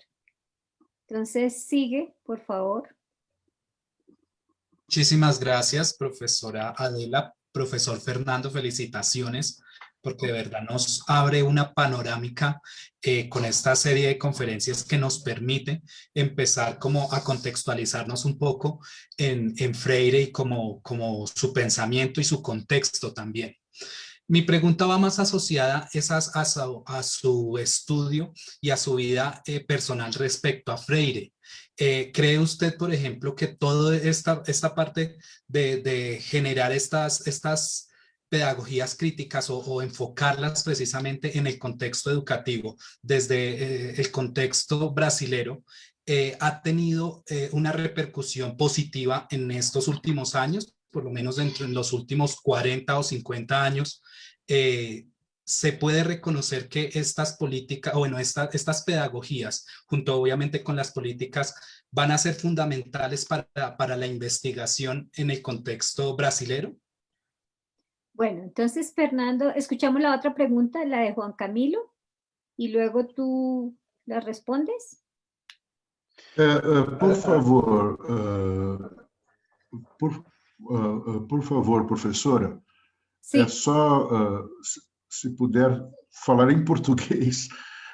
Tudo bem, tudo bem. As questões, porque eu entendi, eu entendi 80%, mas eu acho que o que a gente chama xará, né? O Fernando fez uma questão no final, eu não sei se eu entendi bem, se ele queria saber se atualmente, né, essas pedagogias críticas, e mais especificamente a pedagogia freiriana, é uma relevância para as políticas curriculares brasileiras. Foi isso? Ou não? Fernando, sí. Sí, señor. Desde los últimos 40 o 50 años, ¿cómo se puede analizar esa pedagogía freiriana en el contexto brasilero? Tá legal. Bueno, tenemos a Juan Camilo y luego a Darwin. Por favor, hablar despacio. Adela, no, también, pero lo que quería proponer es que pues se hagan las preguntas o los planteamientos y al final el profe Da Silva nos nos responde. Es metodológicamente para que nos alcance un poco más el tiempo. Bueno, listo. Entonces vamos con Juan Camilo, Darwin y Homer. ¿Sí? Correcto. Entonces corta la pregunta para que utilizar el tiempo de la mejor manera. Sí, muchas gracias, profesor Fernando. Trataré de hablar despacio, pero si hay algo que no entiendan, me puede interrumpir. Yo preguntaría, ¿cómo ve usted, profesor Fernando, la actualidad y también el futuro de la obra de Freire? Veo que hay un rastreo histórico y nos muestra el funcionamiento en Brasil en los 80, en los 90. ¿Cómo ve usted el futuro de las investigaciones en educación a la luz del trabajo de Freire? ¿Qué potencias nos quedaría todavía por explorar del trabajo de Freire? Esa sería una primera pregunta. Y la segunda pregunta sería a propósito del trabajo de Paulo Freire frente a las identidades culturales. ¿Sí? Las personas que trabajan con grupos culturales, con grupos étnicos, indígenas, afrodescendientes, esa relación con Freire, ¿cómo podría pensarse? ¿Qué podríamos decir desde una perspectiva ético-política frente a este trabajo con distintas comunidades? Muchas gracias, profesor. Bueno. Eu que agradeço. Compreendi perfeitamente. Bien, gracias. Vamos a Darwin, entonces. Buenas tardes, ¿me escuchan? Buenas noches, qué pena. Sí, Darwin. Profe, yo quería hacer una pregunta, pues yo escuchando ahorita al conferencista invitado, no sé, yo siento pues que en el fondo, digamos, de esa pedagogía freudiana, pues hay una crítica también con respecto a los contenidos. Y claramente, pues en algunas diapositivas el profesor los mostraba, pues que esos contenidos también tienen que ser críticos, que se tienen que seleccionar con determinado criterio, que respondan pues al contexto, a la realidad inmediata de los estudiantes. Entonces, yo quisiera preguntar es, ¿por qué a pesar que estos cuestionamientos de la pedagogía crítica pues llevan muchos años, por ejemplo, aquí en América Latina, los cambios en el currículo pues... sobre todo pues, hablando del currículo como el macrocurrículo que se definen desde los ministerios, pues más bien no ha cambiado tanto. O sea, ¿por qué estas pedagogías críticas todavía se han quedado como en ese pensamiento reflexivo que hace el profesor, pero no tanto en la práctica del día a día, por ejemplo? Entonces, esa es mi pregunta, por qué estos cuestionamientos de las pedagogías críticas pues todavía no han logrado cambiar realmente el currículo en América Latina, por ejemplo? Bueno, gracias, Darwin. Entonces seguimos con Homer. Y luego yo presento las preguntas del público abierto, que tengo ya aquí varias. Correcto. También observo que el profesor Da Silva resalta algo de el planteamiento de Paulo Freire, en el sentido de que el propósito también de esta propuesta y de este enfoque de educación o de pedagogía crítica que desarrolla Paulo Freire se dirige igualmente hacia la educación y la formación científica a partir de el contexto de los alumnos. Entonces, en esta relación en que hay un objetivo que es el de educar científicamente o educar en ciencias, entre otros aspectos, y hacerlo en el contexto, no surge una tensión y una contradicción, o cómo se resuelve aquella que plantea Marx en su introducción a la crítica de la economía política, en el sentido de que una cosa es la realidad y el orden de la realidad que no está ordenada, y otra cosa es el orden de la exposición, de la investigación sobre la realidad, que es, entre otras cosas, lo que hace la ciencia, ordenar ese mundo abstracto en el cual nosotros vivimos, o sea, en una serie de generalidades, y organizarlo de tal manera que pueda ser comprendido, entendido, explicada esa realidad. Freire dirá de manera contextual. La pregunta, no, una de las dificultades o de los equívocos que señalaba usted al principio, no es también el de trastocar, el de priorizar el contexto, la realidad concreta en la que viven los alumnos en la escuela o en su ámbito local, trastocarlo y ponerlo como principal propósito y subordinar a eso el orden de la ciencia, que en la pedagogía tradicional pues es el orden con el cual se enseña. Es esa la cuestión. Espero haber sido claro. ¿Se entendió?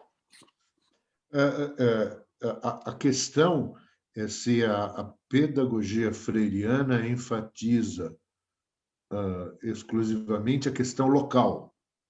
É isso? Correcto. Ok. Então, Bueno, paso a preguntas del público. Primero, agradecemos a Miguel Soriano y a Margarita Duarte, que saludan este espacio, ¿cierto?, de discusión, de debate y de conocimiento de diferentes académicos. Segundo, entonces tengo aquí varias preguntas de Luis Alexander. Voy a seleccionarlas porque creo que no nos alcanzaría el tiempo. Entonces, él dice, ¿por qué sería vigente la propuesta dialéctica y dialógica de Paulo Freire hoy en Colombia? Y otra que dice que si la propuesta de Paulo Freire fue aplicada a la educación formal de Brasil. Entonces, ¿qué pasó con los gobiernos, supongo, del PT, cierto? Si tuvieron la necesidad, ¿cierto?, de reformar, ¿cierto?, las políticas públicas en los estados donde ellos gobernaron. ¿O qué sucedió, digamos, con ese hecho? ¿Quedó bien así la pregunta, Fernando? eu acho que entendi, sim. Está todo bien. Entonces, vamos a dar paso entonces a la intervención del profesor Fernando. Tenemos 40 minutos, 20 minutos, perdón, si queda para nuevas preguntas. Entonces, ahí Sim, tenemos... mas eu acho que, né, pelo que eu contei aqui, são 5 questões em gerais, que eu tentei anotar aqui rapidamente. Sim. Mas eu acho que tinha alguém com o braço ainda levantado, acho que era o Carlos. Ah, Carlos, perdão. O Carlos, eu acho que ele tinha uma questão. Ah, Carlos, perdão, Carlos. Eu vi aqui a mãozinha. Carlos, por favor, Carlos. Señora, buenas noches, profesor da Silva, compañeros profesores. Não estou ouvindo bem. Una solicitud al profesor, aunque no... Carlos, no compartas... La anoto en el chat. No. Quita la imagen y solamente deja... Sí, eso, así mejora la recepción. Entonces, vuelve, por favor, a empezar. Solamente era para preguntarle al profesor da Silva un poco, me ilustrara, por favor, desde pues su posición como intelectual brasilero, las relaciones entre la pedagogía freiriana y el movimiento Sin Tierra como dos expresiones y dos propuestas brasileras para el mundo. Muchas gracias. Eu que agradeço. Ok. Bom, então, se eu entendi, e espero que que vocês tenham me entendido melhor do que eu entendi, porque senão vai ser complicado. Eu vou tentar, mais ou menos, abordar as questões apontadas. Ok? Então, uma primeira questão foi apontada nos últimos 40, 50 anos, a questão de Paulo Freire. Olha, após a morte, em 97, de Freire, o que se percebe é que houve uma ampliação do número de trabalhos, não só no campo acadêmico, mas também tentativas de implementação de sua pedagogia, de sua perspectiva crítica, em redes públicas de ensino, com mais ou com menos clareza. Veja, a pedagogia freiriana ela é revolucionária, não só no sentido social, cultural, mas também no sentido educacional. E o que a gente percebe muitas vezes que as políticas públicas aqui no Brasil analisam a qualidade da educação exclusivamente por aspectos quantitativos. Se tem computador, se tem tablet, se tem televisão, né? O que interessa, isso é ideológico no sentido marxiano do termo, né? Eles querem que o discurso quantitativo se sobreponha ao discurso qualitativo. Então, uma educação freiriana, para ser implementada, e ela foi implementada em vários estados e municípios, atualmente e já tentando responder, ela é muito frequente em relação aos movimentos sociais, inclusive o MST, né? O Paulo Freire é uma referência, eu mesmo já trabalhei com colegas do MST em processos formativos de educadores dos movimentos sociais, eu fiz isso com muita frequência, né? Não só do MST, de outros movimentos sociais também, né? Que se contrapõem ao modelo liberal, ao neoliberal de sociedade, ao capitalismo e por aí vai. Então, ele é muito frequente, entretanto, vamos dizer assim, há uma dependência muito forte de uma certa clareza que não é comum entre os gestores públicos e onde é fundamental investir na educação. Quer dizer, eu particularmente, né, como professor que fui, né, de rede pública, de educação básica, e como assessor que fui de várias redes públicas que implementaram, né, que muitas vezes, até hoje, você vai encontrar pequenos grupos nessas cidades, nesses municípios. Claro que quando eu tenho uma política institucional, uma política pública institucional, eu tenho mais facilidade em desenvolver. Entretanto, essas perspectivas formativas, elas não voltam atrás, né? As pessoas que passam por esses processos, elas, vamos dizer assim, constroem reflexões e uma certa visão de educação e do papel do educador, né? Como sujeito de sua prática e como alguém que fomenta, né, a formação ou que outros sujeitos assumam seu protagonismo da sua própria história, né? Quer dizer, provoca essa conscientização. E os outros, então, porque ninguém vai conscientizar o outro, né? O que nós podemos fazer é contribuir para que o outro se conscientize. Isso é um ato próprio de cada sujeito. Então, essas políticas, elas, claro, contribuem e auxiliam. Estão presentes? Estão. Mas, primeiro, acho que um grande obstáculo é falta de clareza. Falta de clareza do gestor, né?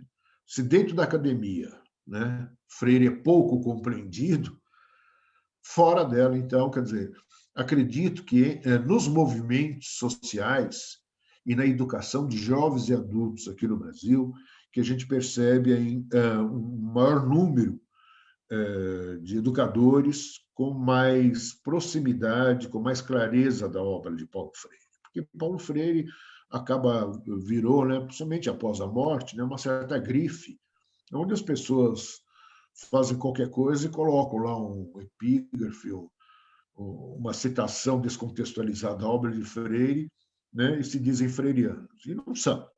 Né? Não são. Eu até os intitulo como freiristas, mas não como freirianos. Não estudam a obra e acabam tendo uma visão superficial sobre isso. Em relação à questão do... Então, nos últimos 40, 50 anos, tem ampliado muito mais, né, a presença de Freire na academia e mesmo nas escolas públicas. Em relação ao futuro, o potencial de Freire para o futuro. Olha, cada vez que o processo de globalização, né, tenta impor, a partir do Banco Mundial, a partir do BIRD e de outros, né, seus modelos macrocurriculares, né, impor suas políticas educacionais na perspectiva de perpetuar a desigualdade, de você ter, né, diferentes categorias de cidadãos, e, né, os privilegiados e aqueles que exclusivamente trabalham, né, para que esses outros acumulem riqueza. A pedagogia de Freire está mais viva do que nunca, né? Então, é a velha história. Uma pedagogia cujo ponto de partida é a própria contradição, quanto maior a contradição, mais ela, né, é atual. E isso, acho que o Darwin levantou essa questão das macropolíticas. Aqui, por exemplo, no Brasil, nós estamos sofrendo com uma política nacional de currículo, que é chamada Base Nacional Comum Curricular, né? Coisas que os bancos, né, europeus, estadunidenses, financiam, né, e cooptam pessoas, órgãos públicos, gestores e inclusive aqui o Ministério da Educação, no sentido de implementar, de impor, que é um empobrecimento que não é de hoje, né? Quer dizer, a perpetuação com roupa nova da antiga perspectiva de uma educação para, né, os que devem servir, e uma outra educação para os donos, né, dos meios de produção, para os donos da riqueza, e por aí vai. Outra questão também que eu acho que foi levantada aqui, se não me engano foi por Juan, essa é a questão cultural, né? Veja, Freire, quando está falando das contradições sociais, claro que a questão da luta de classes é central no modelo de sociedade que vivemos, mas isso não significa que os preconceitos étnicos, de gênero, religioso e por aí vai, não sejam contradições, né? No livro Pedagogia da Esperança, ele deixa isso muito claro.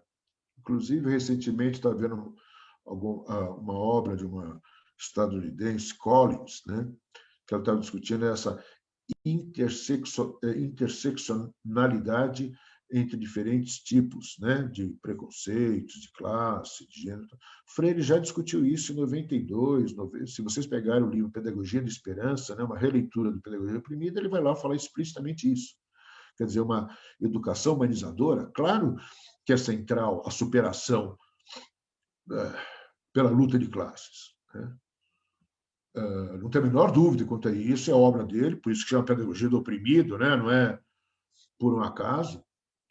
E toda a obra, a conscientização, a gente vai, sempre foi, vamos dizer assim, de uma maneira mais focada em relação à questão da superação, né, dessa desigualdade imposta pelo capitalismo e daí a sua perspectiva marxista. Mas isso, em absoluto, nega, e muito pelo contrário, né, deve ser compreendido e ampliado para outros tipos de desumanização, né, que são essas de etnia, que são essas de gênero, né, de posturas homofóbicas, posturas, aqui no Brasil, por exemplo, entre regiões há um preconceito enorme, preconceitos em relação ao homem do campo, né, ao campesino, em relação ao urbano, né, onde o outro é considerado um selvagem, por aí vai. Quer dizer, Qualquer prática humana que desumanize é um tema gerador a ser tomado, compreendido, interpretado, superado na sua compreensão e nas ações concretas como objeto curricular na perspectiva freiriana. É claro, mas evidentemente que hoje, o modelo em que vivemos, com essa desigualdade, o Brasil é um campeão mundial na desigualdade social. Então, claro que isso, para nós, tem um peso, tem uma relevância que muitas vezes não faz. Mas não tem a menor dúvida que, por exemplo, aqui no Brasil, muitos movimentos sociais, não só como o Movimento Sem Terra, o MST, outros movimentos do pessoal sem habitação, sem moradia, e outros movimentos, aqui senão a gente vai recorrer, trabalham, mas também movimentos contra, utilizam a pedagogia freiriana na perspectiva de questões relacionadas a questões indígenas, o preconceito às situações indígenas, a comunidades quilombolas, que nós chamamos quilombolas, que são comunidades normalmente de negros, que fizeram parte de todo um processo aí de escravidão e que formaram comunidades e que são preteridos, que são humilhados, que são despossuídos do direito à vida. Todos eles, também, todos que eu digo assim, a presença de Freire é frequente em todos esses espaços. Claro que não são todos que utilizam Freire, mas eu digo, a pedagogia crítica freiriana ela está recorrente, está presente, sim, nesses movimentos. É muito pertinente em relação a isso, é muito sensível em relação a isso. O próprio Dussel vai dizer algo parecido lá no Ética da Libertação no Mundo da Globalização. Mas, então, sim. Agora, é esse tipo de perspectiva culturalista crítica, que é diferente de uma perspectiva culturalista ou humanista ou contemplativa. Aqui no Brasil nós temos movimentos onde muitas vezes se valoriza a cultura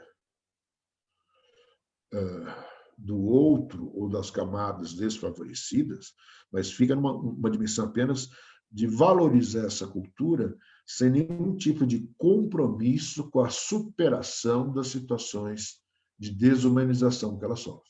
Não é o caso de Freire. Eles podem até, muitas vezes, citar Freire, mas eles não são freirianos.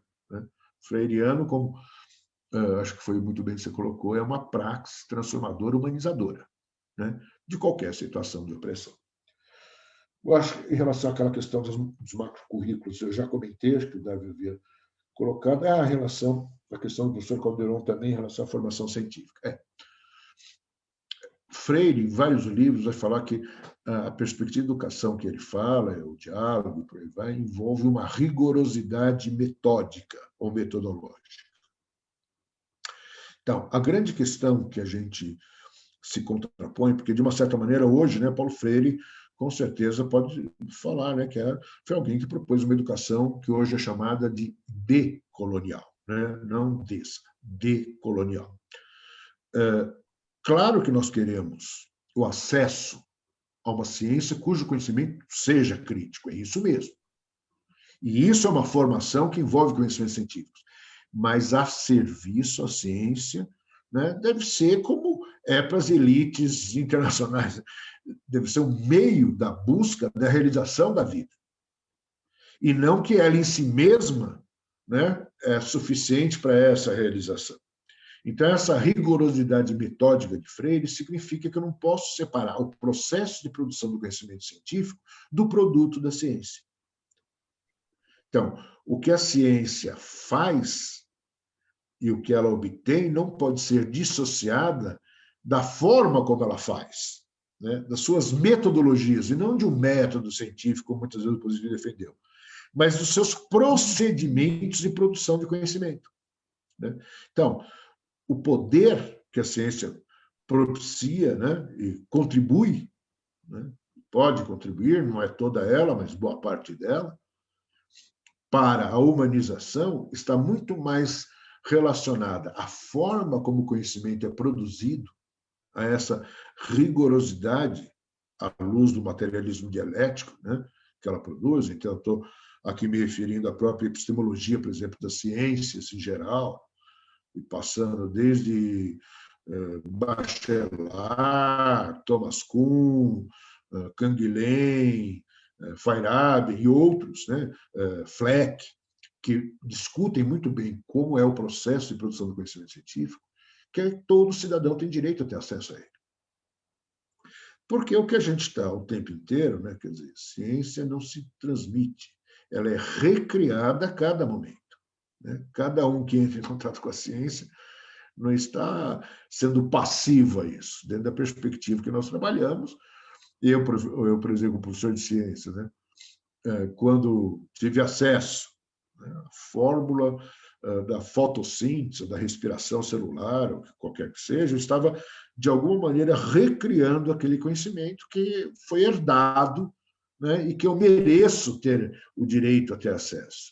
Mas ele precisa ser recriado, e essa recriação precisa estar comprometida de uma maneira clara com uma atuação e uma interpretação de realidade. Ela não pode ser em si mesmo se justifica. Ela não se justifica em si mesmo com uma verdade absoluta e eterna. Não. Ela é a melhor explicação histórica que o homem construiu até o momento para, né, abordar determinados fenômenos, e todos têm direito a ter acesso a ela, desde que ela seja relevante. Né? Relevante para quem? Para a realidade concreta em que vive. E aí vem a ideia de realidade concreta. Né? A realidade concreta em Freire é a realidade concreta no sentido marxiano, no sentido do materialismo histórico e dialético. Eu não posso ser crítico para Freire, e ele vai ser recorrente. Né? Agora me vem, por exemplo, uma citação clara, novamente do Pedagogia do Oprimido, é o seguinte: a criticidade exige aquele princípio do materialismo histórico dialético, que é a relação entre parte e todo. Quer dizer, eu só posso desenvolver o pensamento crítico quando eu vejo o particular no geral, ou seja, a parte na totalização do real. Então, eu só vou conseguir ser crítico em relação a interpretar e agir na minha realidade se eu entender que a minha realidade faz parte de uma eu prefiro a palavra totalização do que totalidade, tá? Eu entendo mais, eu prefiro o termo que os frankfurtianos usam. Eles não usam totalidade, né? Porque dá uma ideia mais estática. Mas para a questão que sempre estamos falando de totalizações. Então, eu não compreendo o lixo no meu bairro, por exemplo, e eu não posso dar uma aula, eu como professor de ciência sobre lixo, se eu não compreender o lixo que é produzido, quem produz, por que produz, dentro do modelo capitalista da macroestrutura social. Né? Quer dizer, o lixo, que não é um problema que o capitalismo resolveu, né? E não vai resolver, porque antes de ser lixo ele é chamado de valor agregado e acumula lucro para quem faz uso daquela matéria, e depois é jogado sobre aqueles que não produzem o lixo, porque quem produz o lixo é quem consome, né? Ele é jogado sobre aqueles que não consomem, que são chamados ainda de porcos e de incapazes e de mal educados por serem obrigados a conviver com o lixo. Agora, não adianta eu falar faça a sua parte. Claro que é interessante uma formação para cada indivíduo ter a sua visão, mas a gente não pode esquecer que o eixo central é do próprio modelo socioeconômico capitalista em que vivemos, né? Da dita mercadoria, do valor agregado. Né? Lixo é o quê? É tudo que as pessoas colocam a mais num determinado produto, né? Que vai muito além da nossa necessidade objetiva, né? Cria-se uma necessidade para se produzir um monte de coisa que permite que alguns poucos, né, lucrem mais. Então, a criticidade de Freire exige esse princípio do materialismo histórico e dialético na relação entre parte e totalidade. Se eu não faço isso, eu não estou fazendo uma pedagogia crítica freiriana. E Freire é explícito nos seus livros. Né? Eu tomo a parte, me distancio dela, me compreendo na totalidade para aí voltar a ela e agir de uma maneira transformadora. Não sei se eu consegui responder. Então, e por último, uma questão aqui foi relacionada à questão se ela foi aplicada no Brasil, volto a repetir, né? A partir dos anos 90. Paulo Freire foi gestor de 89 a 92. Todas não digo, mas boa parte das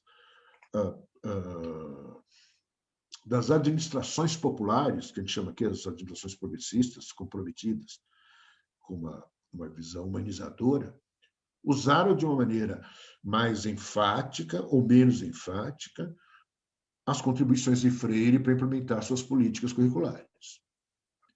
Isso é tão verdade que os movimentos curriculares neoliberais tentam criar uma certa ilusão na sua fundamentação teórica, quase que tentando trazer ou cooptar categorias freirianas para maquiar a desumanização que suas programações autoritárias e uma tentativa, né, de uma universalização de determinados conhecimentos, colocam. Mas, então, palavras como partir da realidade, diálogo, trabalho coletivo, conscientização, virou lugar comum. Eles são usados, né, de uma maneira polissêmica que esvazia toda a radicalidade do discurso freiriano como maneira ideológica, claro, de manipular os ingênuos em relação àquilo, né, aos colegas ingênuos em relação àquilo que efetivamente são os interesses. Não sei se dei conta. Vocês perceberam que agora eu corri um pouco mais, porque levantaram questões super relevantes, eu queria pelo menos dar um toque em cada uma delas. Pois não, professor? Muchas gracias, Fernando, por tus aportes. Aprendimos mucho hoy.